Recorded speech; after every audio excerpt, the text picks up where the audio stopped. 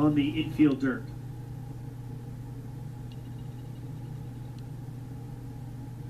Inside target.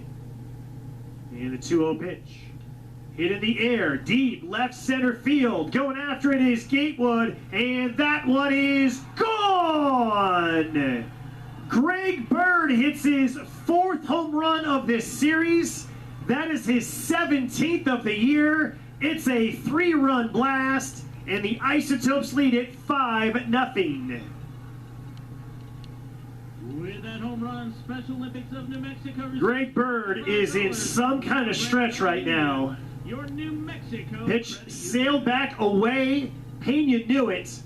Left center, in between the power forward sign and the get home safe NDWI signs.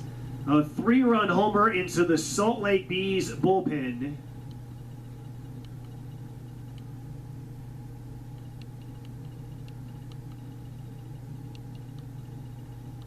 Two home runs yesterday for Bird and